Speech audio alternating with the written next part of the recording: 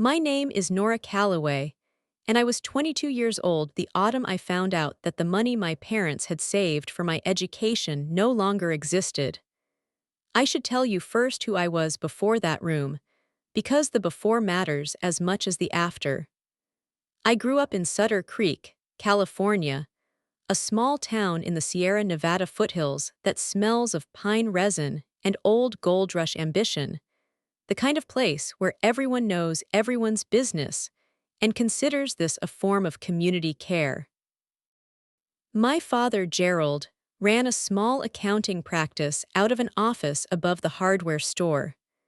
My mother, June, taught third grade at the elementary school I had attended 20 years before she did. We were not wealthy. We were the particular kind of comfortable that requires consistent effort to maintain and is always one bad year away from becoming something else. I was the older child by 4 years.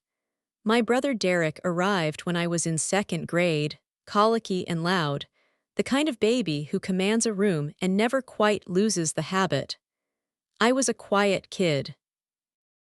I read too much and talked too little, and spent most of my after-school hours in the public library, which was staffed by a woman named Mrs. Kwan, who had a policy of never asking why you were there, and always knowing which shelf you actually needed. The dynamic in our house was clear from early on, clear enough that I learned to navigate it without naming it, the way children learn to navigate the furniture in the dark without turning on a light. Derek was loud and I was quiet. Derek made his needs known and I managed mine. Derek cried at the dinner table until something changed and I ate whatever was served without comment. My parents did not appear to notice the pattern, or they noticed and interpreted it as evidence that I was fine. I was fine, mostly. I adapted. I became the kind of person who does not require much management because she has learned to manage herself, and I see now that this is both a gift and a trap.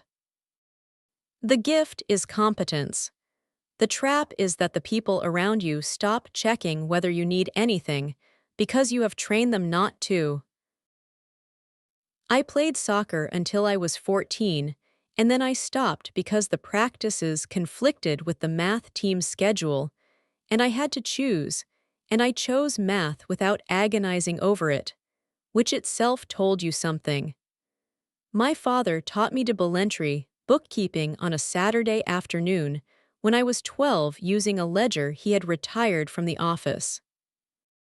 He sat across from me at the kitchen table and explained debits and credits with the patience of a man who genuinely believed this was useful information for a 12-year-old, which it was, and which I recognized even at 12.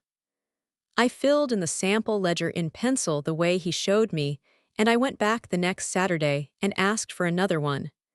This is how I learned that numbers do not lie. Not because people are honest, but because the ledger requires that the two sides balance. If they don't balance, something is wrong and you keep looking until you find where the error is. There is no rounding in a ledger. There is no close enough. Either it balances or it doesn't.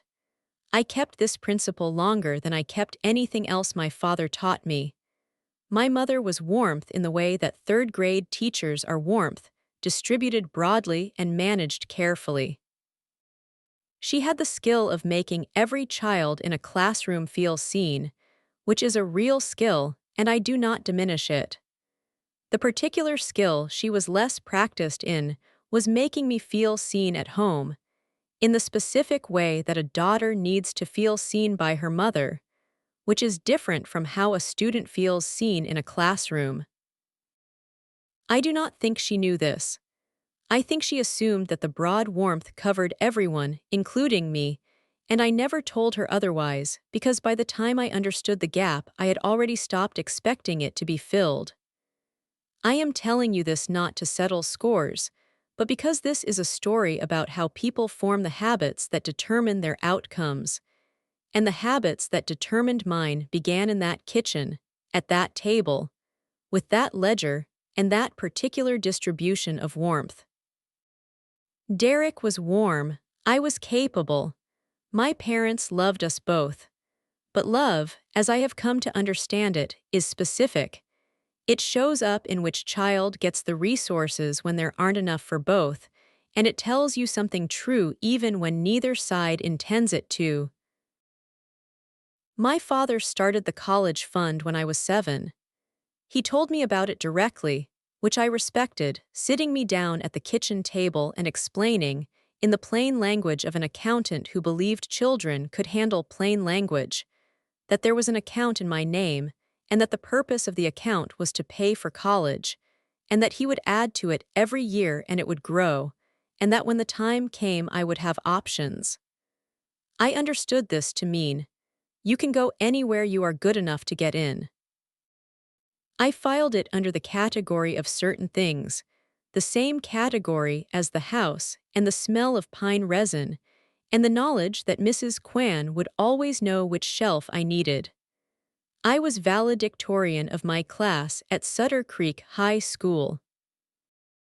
I was accepted to 4 universities, including one in San Francisco with a strong business program and a reputation that opened doors I could not yet see the other side of. My acceptance letter arrived on a Thursday in March. I put it on the kitchen table for my parents to find because I was 22 years old and still believed that certain achievements are news, that they belong to the whole household and not just the person who earned them. My father said, "We're proud of you, Nora." My mother said, "You worked so hard." Derek did not say anything because Derek was 18 and had been accepted to a small college 2 hours away with a business program of modest distinction, and was, at that moment, primarily concerned with whether the apartment he had found near campus had sufficient parking. I did not yet know about the apartment. I did not yet know what the apartment cost, or who was being asked to fund it, or where that money was going to come from. I would learn all of this in September at the dining room table when my father opened a folder and slid it toward me. The folder held a single account statement. I looked at the number. I looked at my father. I looked at the number again. The balance was $4,012. I said, "This isn't right." He said, "It is right."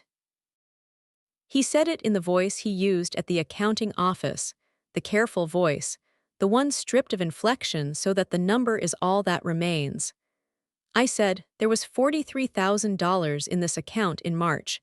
I saw the statement in March. You showed it to me in March."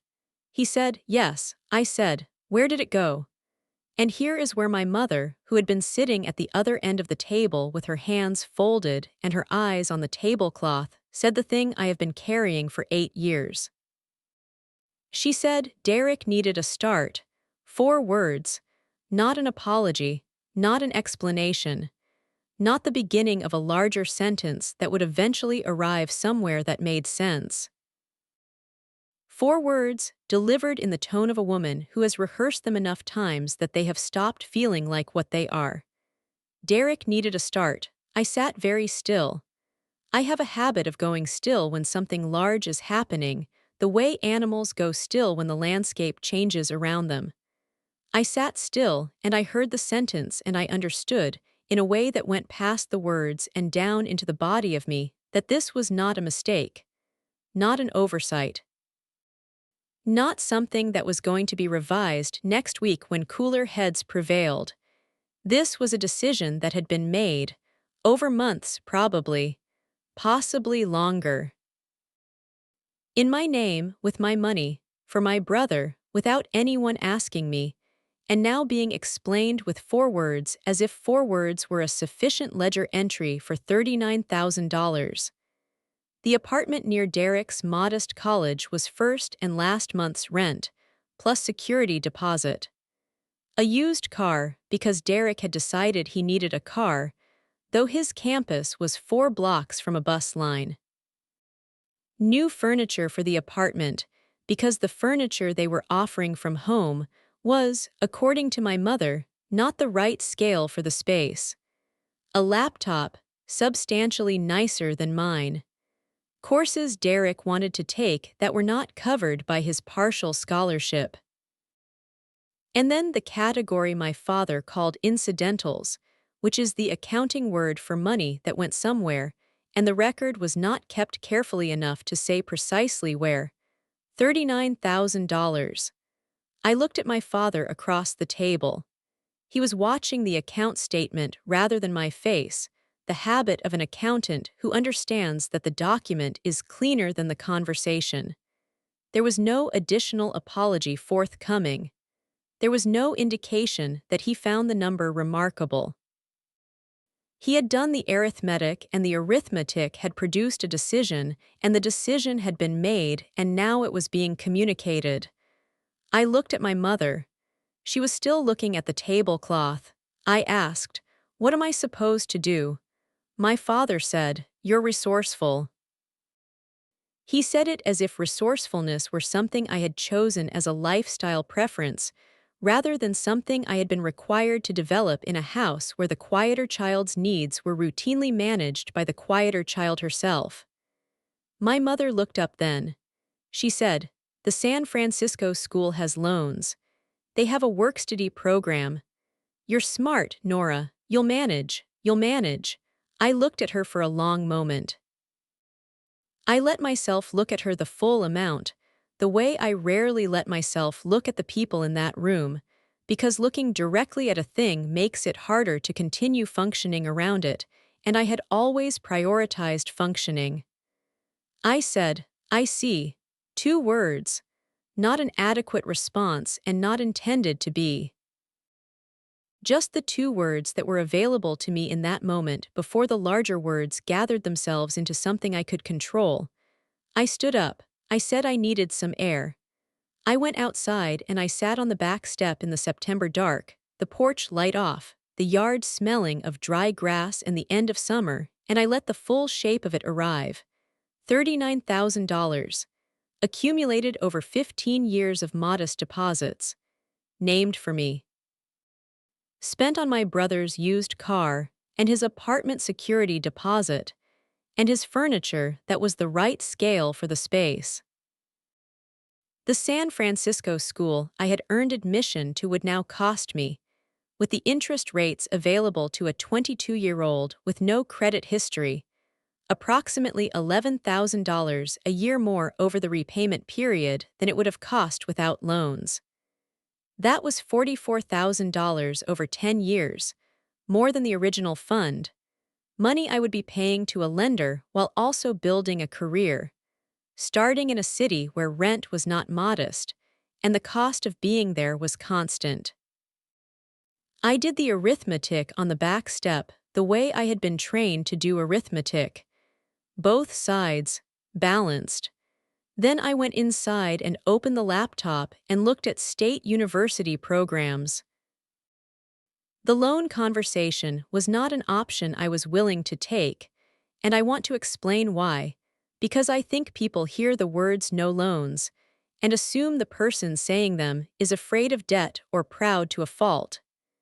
It was neither.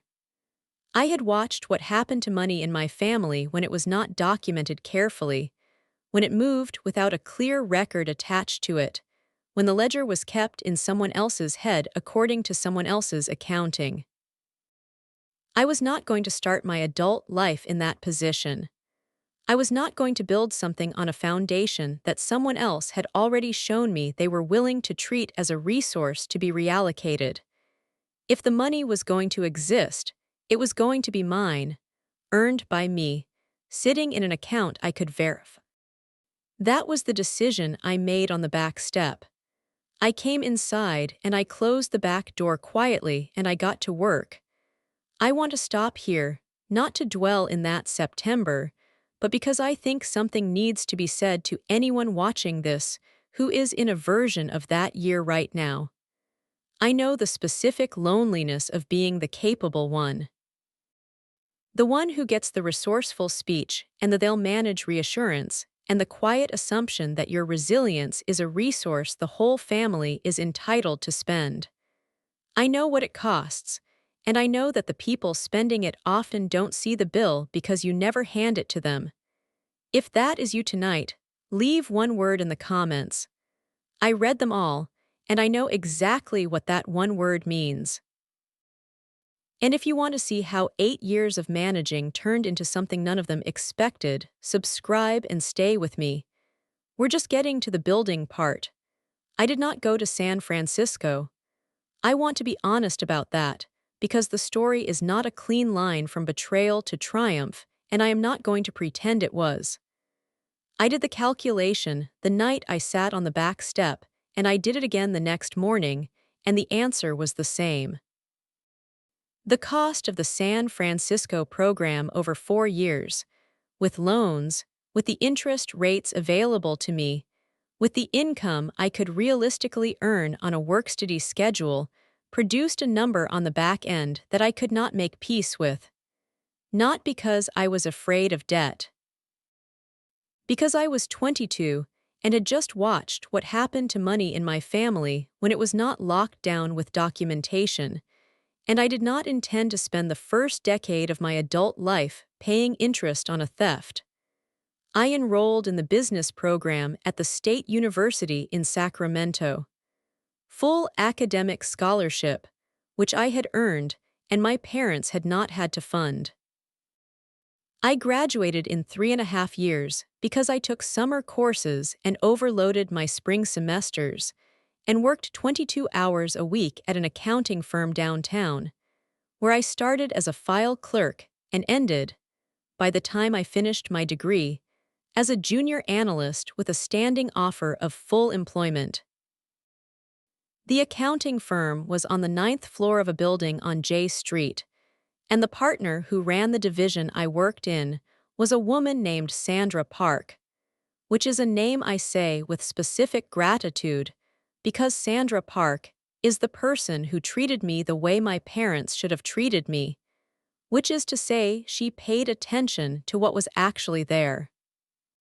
Sandra Park was 47, second-generation Korean American, Harvard MBA, a person of precise standards and zero patience for performance that substituted for competence. She was the kind of person who does not make friends easily and does not need to, because she has done the arithmetic on what she requires from a relationship, and she has found that most people do not make the ledger balance. I did not know, when I started as a file clerk, that she was watching me. I thought she was just the partner on the floor, the one everyone tried to impress and nobody quite managed.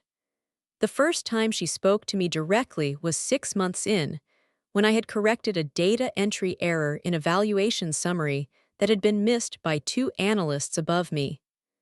I had noted the correction in the margin and left the file on the senior analyst's desk without mentioning it to anyone. Sandra called me into her office 3 days later and asked me how I had caught it.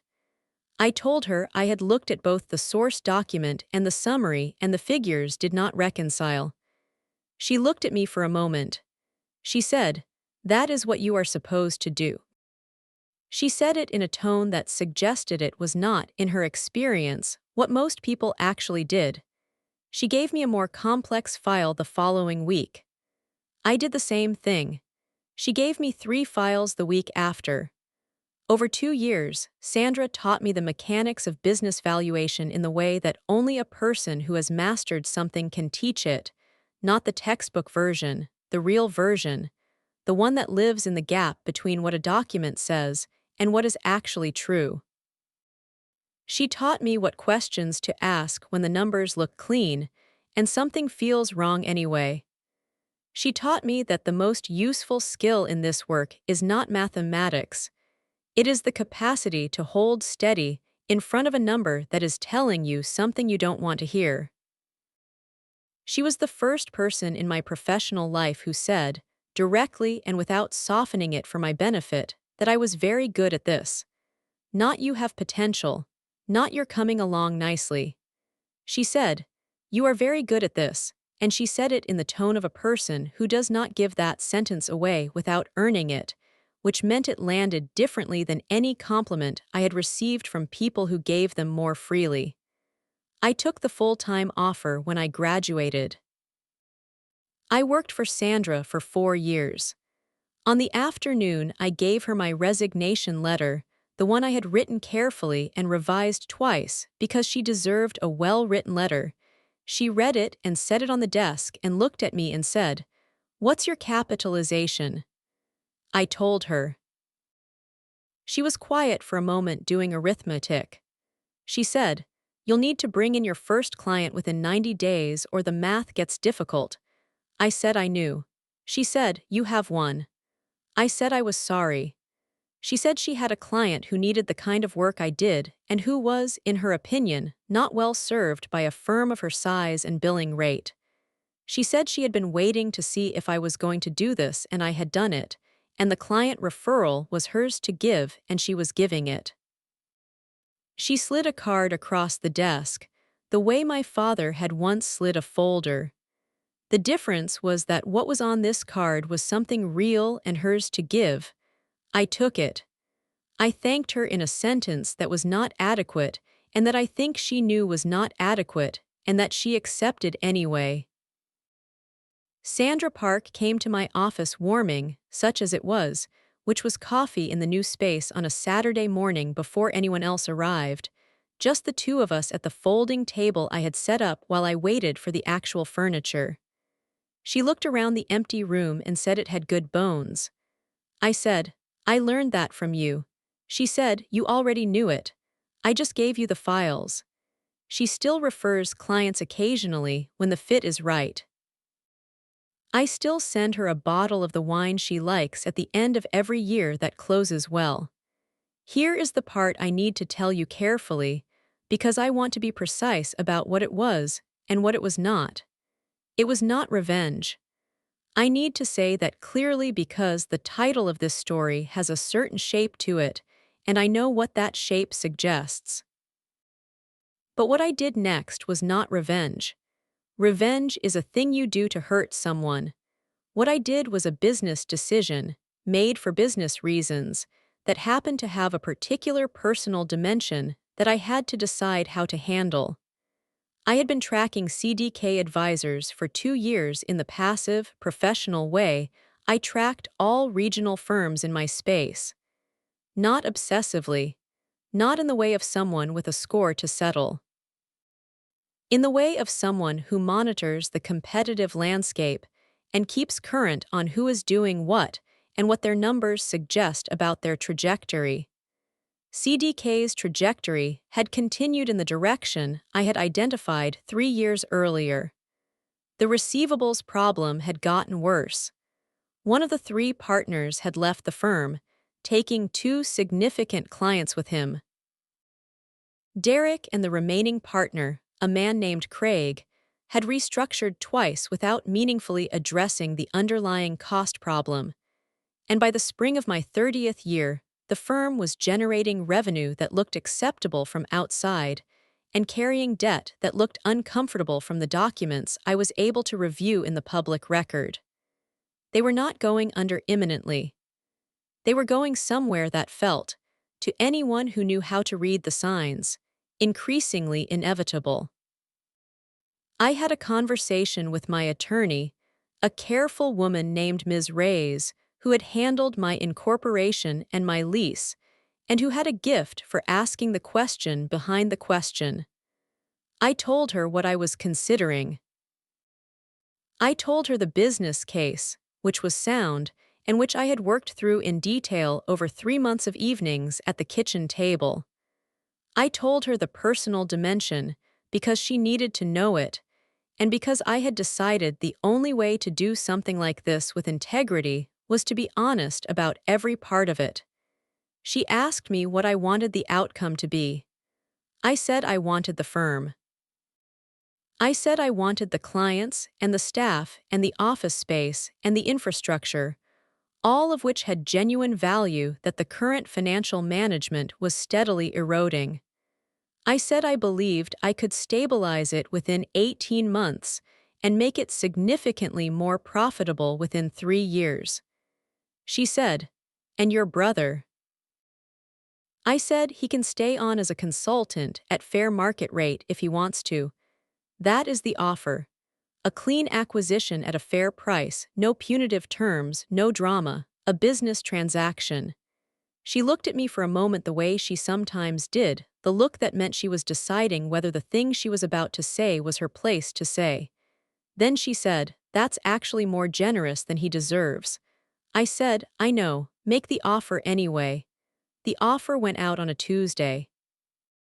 The full acquisition price, which was fair, and I had the valuation work to prove it, for the firm, the client contracts, the intellectual property, and the lease.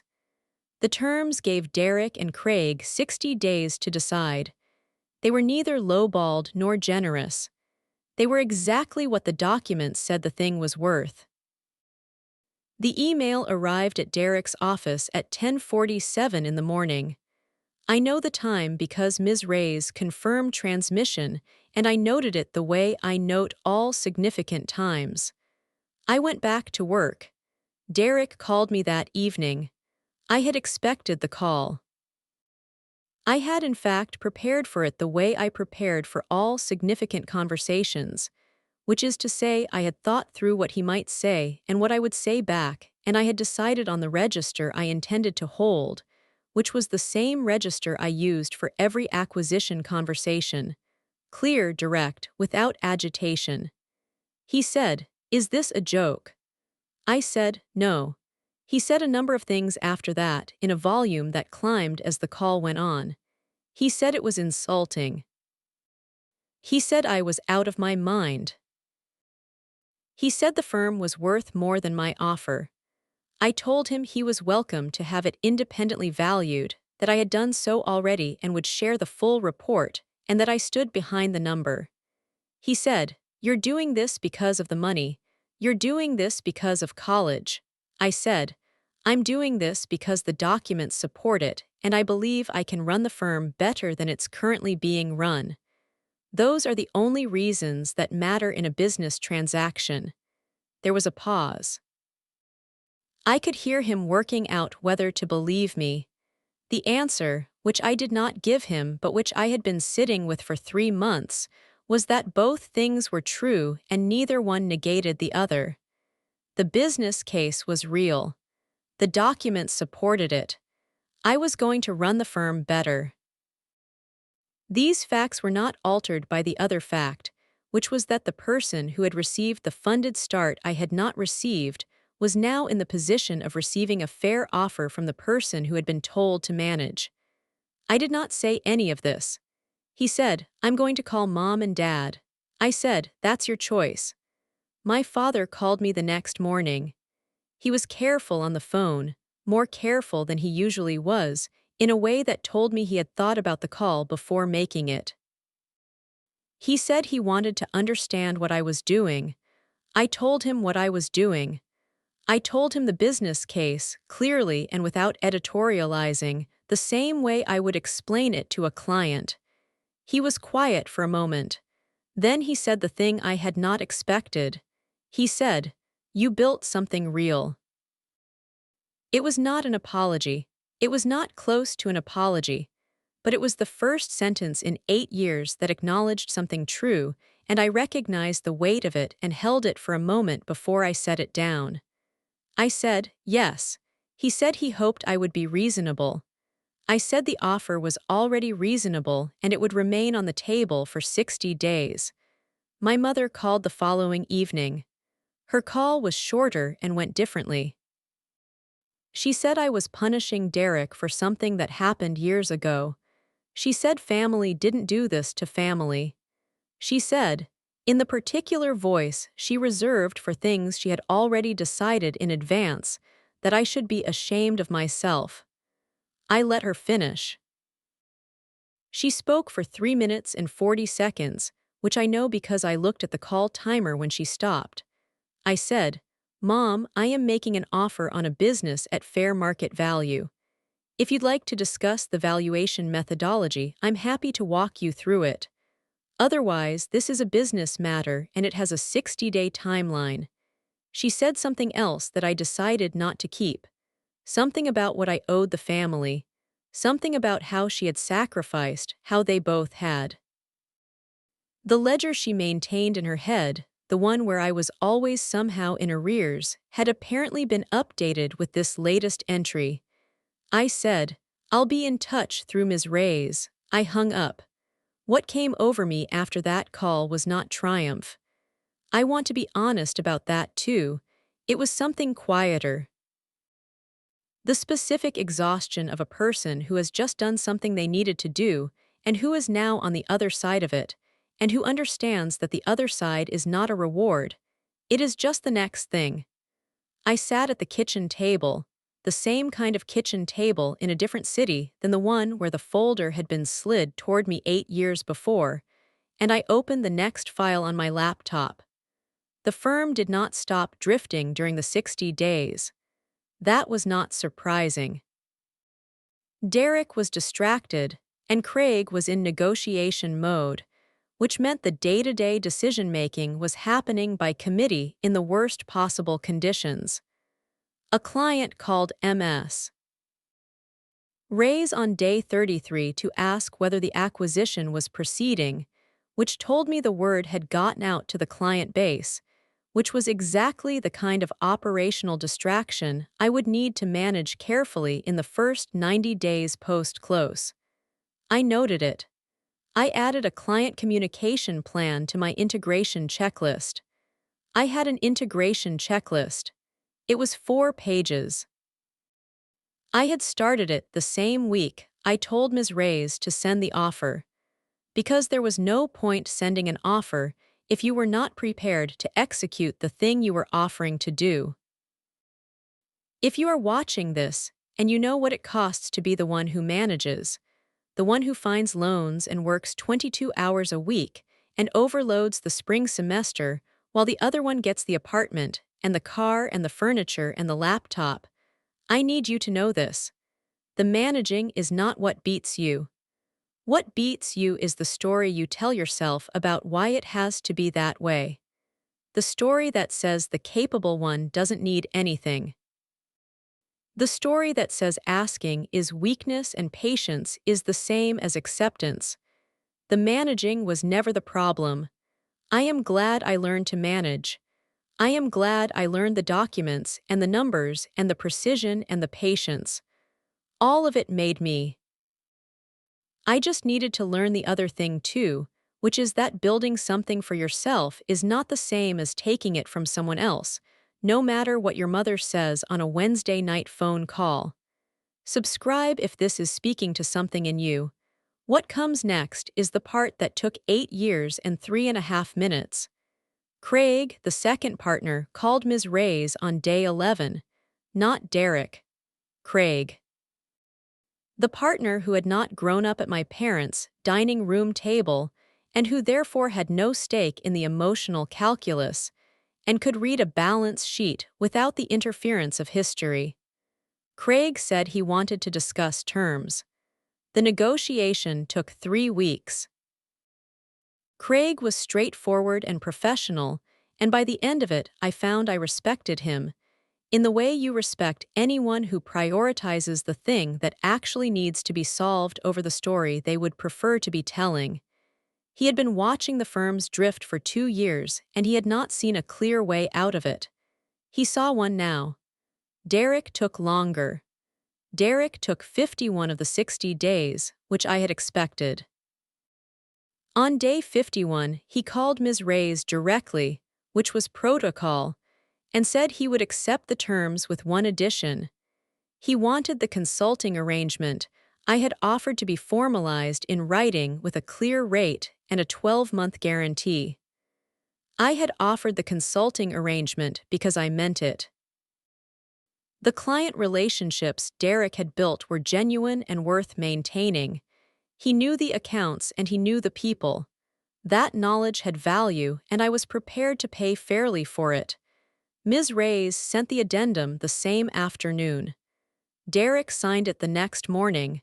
The acquisition closed on a Wednesday. Another nothing sort of day. I stood in the CDK offices in Elk Grove, which would be rebranded over the following quarter, and I walked through the space with my operations manager, And I looked at the files and the client list and the lease and the staffing structure, and I thought about what needed to happen in what order, the way I thought about all sets of problems. Then I sat down at what had been Derek's desk, and I opened my laptop and I got to work. I want to tell you what the first 90 days actually looked like, because it would be easy to let the story end at the acquisition and have that be the whole point. But the acquisition was not the point. The acquisition was the mechanism. The point was what I believed I could do with it and whether I was right. Day 1. Client communication letters, signed by me, introducing the new ownership structure, confirming continuity of service, and providing direct contact information. I had drafted them in advance. They went out the same afternoon the paperwork closed, 41 clients, 41 individual letters, every one of them addressed by name. Day 3, first review of the receivables ledger. 62 outstanding invoices, 17 of them more than 90 days old. The total outstanding was substantial. I assigned it to my senior analyst and told her I wanted a status call on every account over 60 days by end of the following week. She said she would have it. She did. Day 9, first staff meeting. All 11 employees. I told them that the firm was going to be run differently and that the differences would be visible quickly and that anyone who wanted to know where they stood was welcome to come to my office and ask directly. 3 people came that week. All 3 are still with the practice. By day 30, the receivables were moving. By day 60, the oldest outstanding accounts had either paid or been formally concluded. By day 90, the monthly revenue number was higher than CDK had posted in any month of the previous 2 years. I sat at the east-facing window of my midtown office on the last day of the 90-day period, and I looked at the number, and I thought about the back step. About the laptop and the loan calculator, and the decision I made in the September dark to be the kind of person who verified everything herself. About Mrs. Kwan at the public library, who never asked why I was there, and always knew which shelf I needed. About Sandra Park, who had given me the files and told me I already knew what I was doing. I thought about my father saying you built something real in the careful voice of a man who had not found a way to say it sooner. I thought about the 4 words. Derek needed a start. I had gotten one too, just not the one they gave him. There was a moment, about 14 months into running the combined practice, when I thought I had made a mistake. I want to tell you about it because the story would be dishonest without it. One of CDK's larger clients, a regional manufacturing distributor that had been with the firm for 6 years and represented roughly 18% of the inherited revenue, sent a notice of termination. No complaint, no prior conversation, no warning. A letter from their general counsel. They had decided to bring the advisory work in-house. The timing was coincidental with the acquisition, the letter said, and I had enough years reading documents to know what coincidental was covering in that sentence. I sat with the number for a full day. I did not call anyone. I sat at the east-facing window with the quarterly projections open on my laptop, and I found the answer that the honest version of my plan had always contained, which was a contingency for exactly this.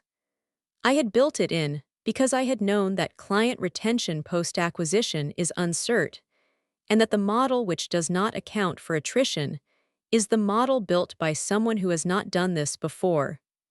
The contingency held. I moved 2 prospective client conversations from idle to active. One became a client 6 weeks after the termination notice, the other, 11 weeks after. Both were brought in on the strength of Callaway's work, not CDK's inherited relationships, which meant they were mine in a way the inherited base never fully was. I noted the episode in my operations ledger. Not as a setback, as a recalibration. The plan remained on track. The plan had just shown me, as good plans do, that it was capable of absorbing what the year actually brought rather than only what I had hoped it would. I brought the receivables current within 90 days. I renegotiated the lease at renewal and reduced the monthly cost by 16%. I consolidated 2 redundant software contracts and eliminated a vendor relationship that had been grandfathered in from the firm's first year and never reviewed. I hired 1 additional analyst and promoted 1 internal staff member who had been carrying a senior-level workload without the senior-level title or pay.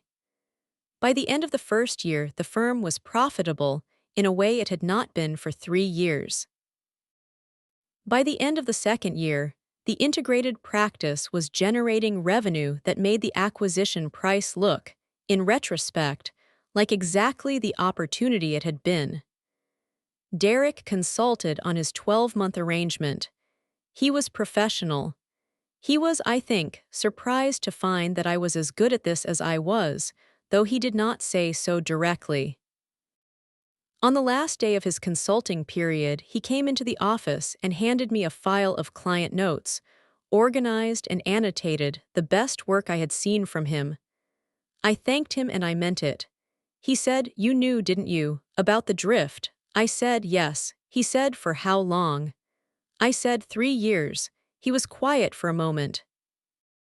He had, I think, been doing his own arithmetic in the 3 years since the acquisition, the kind of arithmetic that a person does when they have enough distance to start seeing the shape of things clearly. He said, "I didn't know what you were doing. During those years, I thought you were just working." I said, "I was." He said, "I thought you were staying close to watch me fail." I looked at him. I thought about the dining room table, about the folder. About 4 words delivered in a flat voice as if they were self-evidently sufficient.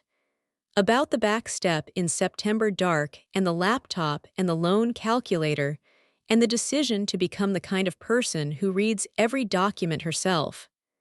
I said, "Derek, I was never watching you. I was building something. You just happened to be standing in the spot it needed to be built." He didn't have a response to that. I didn't need him to. He shook my hand at the door the way business people shake hands at the end of a transaction, and he walked out and I went back to the desk and I opened the next file. My parents came to dinner 2 months later. My mother's invitation, which surprised me. We ate at a restaurant in Midtown Neutral Ground, which was her idea and which I found I appreciated. My father asked about the business with the genuine curiosity of an accountant who respected the numbers even when the numbers were not what he would have chosen. My mother was quiet through most of the meal. Near the end, she said, without preamble, that she understood I was angry about the college money and that she hoped I knew they had done what they thought was right at the time. I looked at her. She was older now. The years had settled into her face in the way they settle into everyone's, softening some things and hardening others. I said, "I'm not angry about the college money anymore." She said, "Then what is this about?" I said, "It's about a business that needed better management. That's all it ever was." I meant it. I want to be clear about that. I had gotten up from the dinner table anger a long time ago. I had gotten up from it the year I passed the break-even point at Callaway Advisory Services and understood that the $43,000 they had spent was, in the accounting of my actual life, the thing that had made me build what I built.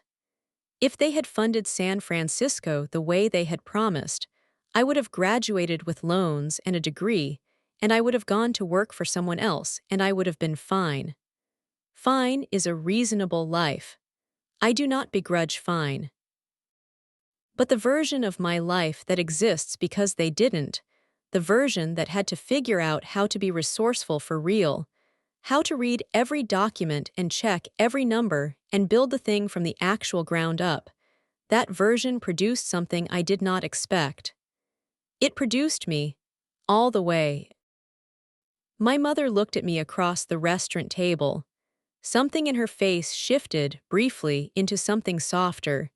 She said, "You're like your father." She meant it as a compliment about the accounting and the precision. I took it as something larger, the way compliments sometimes land different than they're sent. My father, beside her, looked at his water glass. We finished the meal and I paid, because I had made the reservation, and that is what you do when you make the reservation. And we said good night in the parking lot, and I drove home on the freeway with the city lights ahead of me and the hills behind. The practice now employs 14 people, 12 in Sacramento, 2 working remotely in 2 other states. We work with 31 clients, a mix of sizes and sectors, all of them regional, all of them chosen carefully. I have a rule about clients the same way Nell's grandmother had a rule about decisions. Take them when you have full information and clear terms, not when someone is pressuring you and the timeline is short. The office in Midtown is the same one I started in, 4th floor, east-facing windows, good morning light. I added space last year, the suite next door, because we needed it and the building had it and the lease was fair. I still drive to Elk Grove once a week for the office there. I still sit at what was Derek's desk sometimes, not out of symbolism, out of convenience. It is the desk closest to the window and the window is good. I still keep every document. I still check every number myself before anyone else signs off.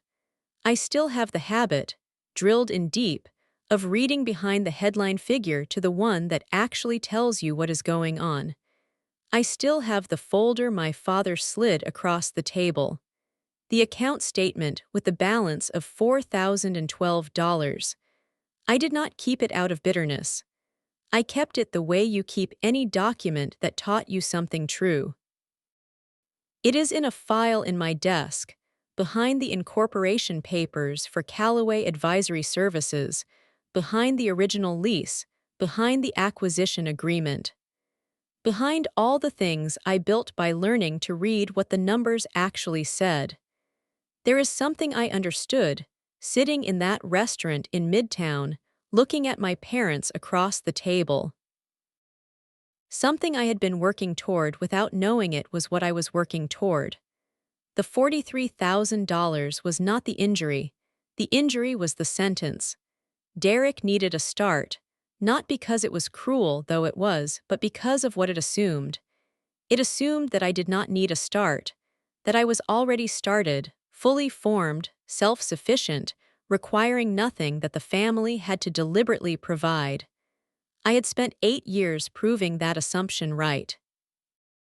I had built a start for myself out of the assumption that I didn't need one, and the start I built was, in the end, more solid than anything a funded San Francisco tuition would have made me. Not because deprivation is instructive, it is not, and I would not hand it to anyone as a gift. But because when you are forced to build from the ground, you learn the ground. You learn what holds, and what doesn't and why. You learn to read the documents because you cannot afford to miss what they say. You learn to keep the ledger because you have felt what it costs when someone else is keeping it carelessly. My mother looked at me across the restaurant table when I said I was not angry anymore, and something in her face shifted, briefly, into something softer and more honest than the face she had brought to the table. She said, "You're like your father." She meant it as a compliment about precision and numbers. I received it as something larger, the only acknowledgement available to her for something she did not know how to name directly. My father, beside her, looked at his water glass. He had been quiet through most of the meal in the way he was always quiet in rooms where my mother was present, the specific quiet of a man who had chosen one thing for so long that the choosing had become the whole shape of him. I did not resent it anymore. I had stopped resenting it the year I understood that you cannot build your life around what other people are going to do differently. You can only build it around what you are going to do yourself. I paid the check. We said goodnight in the parking lot. I drove home on the freeway with the city lights spread out ahead of me, all those lit windows, all those separate evenings happening at the same time, and I thought about Mrs. Kwan at the Sutter Creek Public Library, who never asked why I was there and always knew which shelf I needed. I thought about her without sentimentality, just with the clean gratitude of someone who has come far enough to see which moments were the ones that mattered. Sandra Park sent me a text message 2 weeks after the acquisition closed. It said, "I saw the filing. Well done." That was all. 4 words, but the 4 words that arrive after the work is done are different from the 4 words that arrive in a dining room when the account has been emptied. The difference is not the number of words. The difference is what they cost the person saying them and what they mean about the record that came before. I still have the text. It is in my phone in the folder I keep for things I want to be able to find again. The practice now employs 14 people, 12 in Sacramento, 2 working remotely. We work with 31 clients across a range of sectors, all of them regional, all chosen carefully by the same criteria I have used from the beginning. Are the documents in order? Do the people across the table tell the truth? And is there work here that will genuinely improve what they are trying to build? I have turned down 17 potential clients in 4 years. Every time, it was the right decision. The east-facing office in Midtown is the same one I started in. I added space last year because we needed it. The Elk Grove office still has the desk by the window, which is where I sit when I work there, not for symbolic reasons, because the light is good and I have always worked best in good light. I still drive to Elk Grove once a week. I still check every number myself. I still keep the ledger the way my father taught me at the kitchen table when I was 12, both sides, balanced, no rounding, no close enough. Not because he earned that legacy, because the lesson was good regardless of how it arrived. The old account statement is in my desk, in a file behind the incorporation papers, behind the first lease, behind the acquisition agreement. The one with the balance of $4,012. I have not framed it. I do not need to. I know what it says. I knew what it said the evening my father slid it across the table, and I have not forgotten a single digit since. It is not a wound I carry. It is a document. The document that told me at 22 exactly what was true, and that made me decide, sitting on the back step in the September dark, to become the kind of person who could not be surprised by a number. I am not surprised by numbers anymore. That's my story. One dining room table where the account said $4,012, and the silence said everything else that needed to be said. One woman on the 9th floor of a building on J Street, who slid a card across a desk the right way, and who understood that what I needed was not a favor but a file. And a Wednesday in November when the offer landed in an inbox in Elk Grove, and the number was exactly what the document said it should be, and the ledger, finally, balanced. If you are the one who was told to manage, who was handed the loan calculator instead of the funded account, who was called resourceful as if resourcefulness were the same as not needing anything, I see you. I want you to know something. The managing is not what defines you. What you build because of it does. And the people who spent your start without asking are not the authors of what you become. They are just the reason you learn to keep better records than they did. The ledger is yours. Keep it carefully. Both sides. No rounding. No close enough. Because at the end of the long arithmetic of a life, the number that matters is not what someone gave you. It is what you built from what you had left after they were done. Every number tells you something. Read them all. Leave your one word in the comments. I read them all and I know exactly what it means. If this story stayed with you tonight, share it with someone who needs to hear it. Subscribe so you're here for the next one. I'll see you then.